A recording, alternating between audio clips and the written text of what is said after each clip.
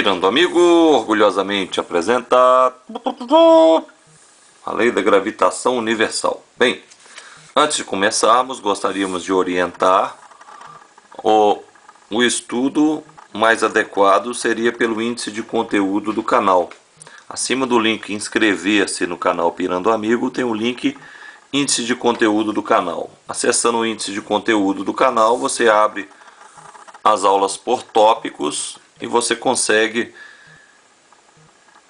verificar exatamente a aula que você quer ver, ou assistindo todas no sentido didático aqui, ok? A lei da gravitação universal é uma lei do Sir Isaac Newton, o homem da maçã, não é? Ok. Newton reconheceu que o Sol poderia ser a fonte das forças que governam o movimento dos planetas. E posteriormente ele verificou que sempre como temos duas massas, as massas exercem uma força de atração entre si. E essa força tem mesmo módulo, mesmo tamanho, mesma direção e sentido contrário.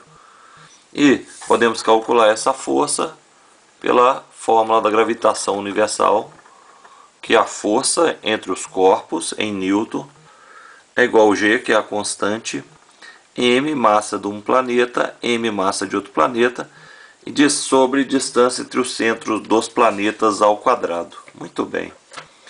O G vale 6,67 vezes 10 a menos 11 newtons metro quadrado por coulomb ao quadrado. Ok. Como os planetas têm dimensões significativas, quando a gente estuda, aplica a fórmula, a gente estuda colocando a distância entre o centro dos planetas. E mesmo que um planeta tenha uma massa muito maior que o outro planeta, a força de interação entre eles será a mesma. Ok? Bem, essa força ela vai ser diretamente proporcional às massas e inversamente proporcional ao quadrado da distância, que nesse caso está sendo chamado de R, que é a mesma coisa de D. Muito bem, se a gente for ver um gráfico, então, inversamente proporcional ao quadrado, o gráfico força e distância vai ser uma hipérbole, ok? E o gráfico força e massa vai ser uma reta passando pela origem, ok?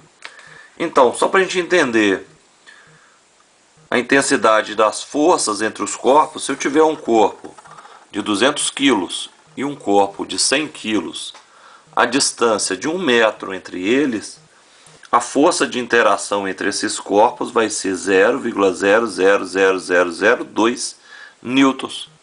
Então a força para corpos de massas relativamente pequenas, ela é insignificante. Ok. A força de atração entre os corpos, nós já tínhamos estudado de outra maneira. Nós tínhamos estudado que a força que atrai os objetos para a Terra é chamada de força-peso. E agora a gente chegou à conclusão que essa força-peso é a mesma força do capítulo que a gente está estudando. Então, força-peso é igual à força da gravitação universal, do capítulo de gravitação.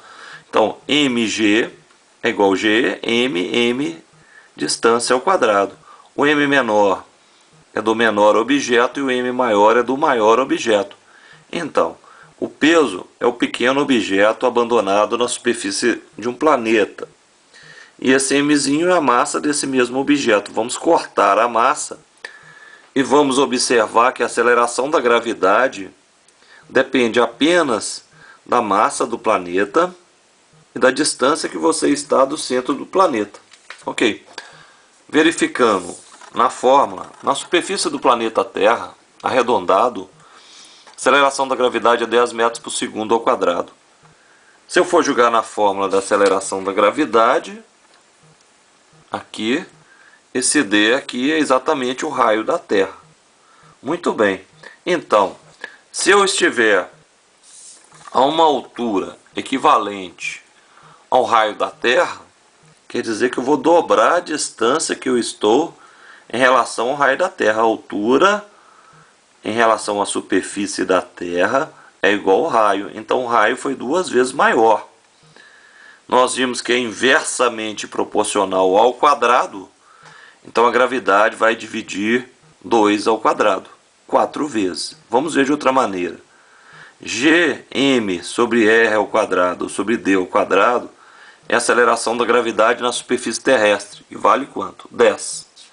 Se eu dobrar a altura aqui, ó, não é? Se a minha altura for igual ao raio da Terra, quer dizer que eu dobrei a distância em relação ao centro da Terra. Se eu dobrar e substituir na fórmula, vai ficar Gm r ao quadrado vezes 1/4. Gm r ao quadrado vale 10.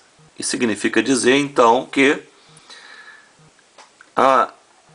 quando a altura for correspondente ao raio da Terra, eu vou dobrar o r da fórmula, então a gravidade vai ser dividida por 2 ao quadrado, vai ser 2,5 metros por segundo ao quadrado.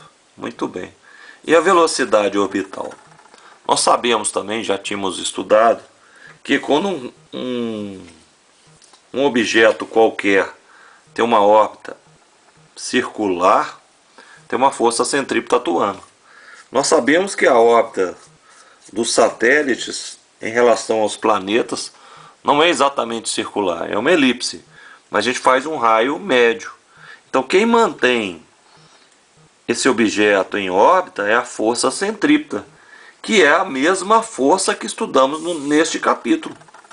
Força centrípeta é o que? mv ao quadrado sobre r.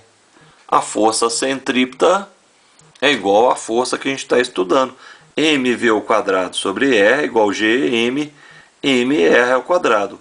Corta o m com o m, corta o r com o quadrado. A velocidade vai ser raiz quadrada de gmr. O g é a constante, o m é a massa do planeta e o r é a distância do centro do planeta. Então, quando quisermos colocar um objeto em órbita ao redor do planeta, temos que fazer o cálculo da velocidade que ele deve ser colocado. Esse cálculo depende da massa do planeta e da distância em relação ao centro do planeta, já que o g é constante.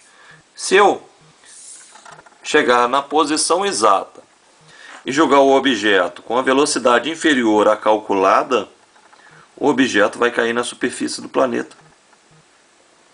Se eu chegar na posição exata e jogar o objeto com a velocidade acima da calculada, o objeto vai ser atraído pelo planeta, mas vai sofrer um pequeno desvio, mas não vai ficar em órbita. Então, se eu quiser que o objeto fique em órbita, eu tenho que abandoná-lo na posição certa com a velocidade que foi calculada para aquela posição. Ok? Muito bem. Gostaram da aula? Curta o canal Pirando Amigo. Compartilhe o canal Pirando Amigo em suas redes sociais. Ajude a difundir a ideia. Pirando Amigo é um oferecimento de Canil Coisa Bela. Criamos o seu melhor amigo, Pug e Boxer. www.canilcoisabela.com. Muito obrigado pela atenção.